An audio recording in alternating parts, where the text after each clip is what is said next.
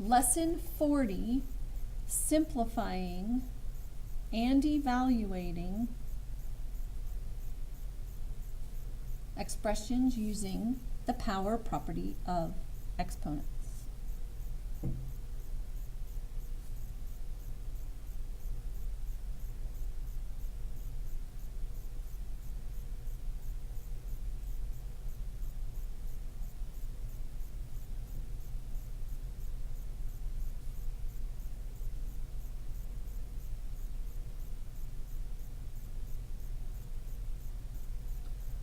Okay, so first we're going to start with a little bit of a review. These are some of the things we've learned about exponents.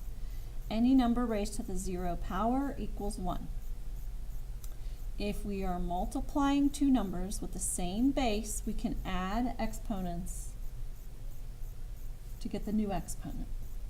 If we're dividing two numbers that have the same base, then we can subtract the exponents. If we have just x all by itself, the exponent is 1. It's implied. If we have a negative exponent, it becomes the reciprocal raised to the positive exponent. So we're going to add one more property.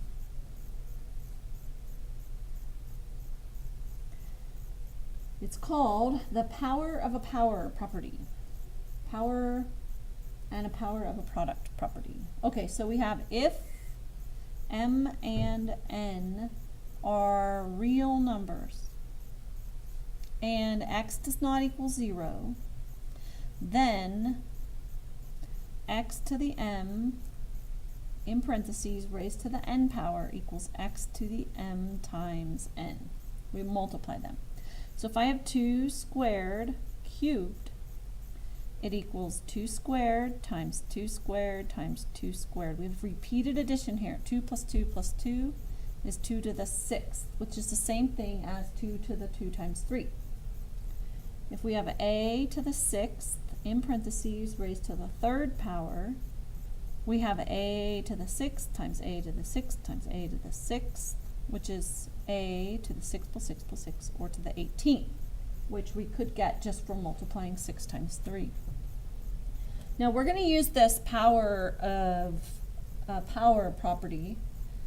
I'm going to show you an example where if you have a product inside the parentheses and you raise it to a power, you have to raise the exponent of each factor to the exponent the whole thing's being raised to. So this is going to equal x to the m times y to the m.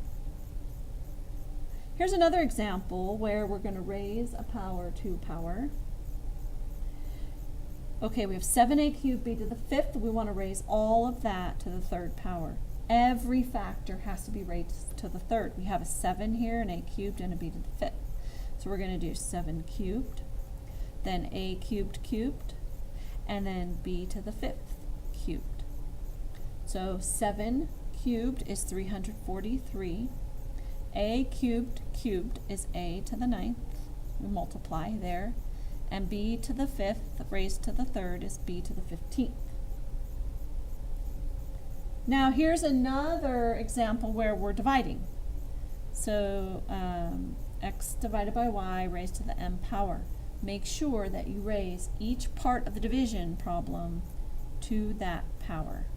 So x over y to the mth power equals x to the mth over y to the mth. Here's another example using a few more numbers in our numerator or factors. So we're taking 2xy squared divided by 5 and we're squaring it.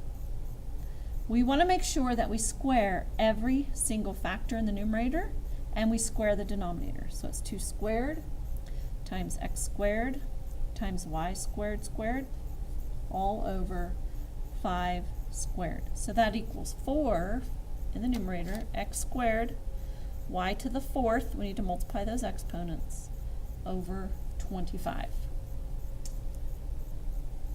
One last reminder is to follow the order of operations.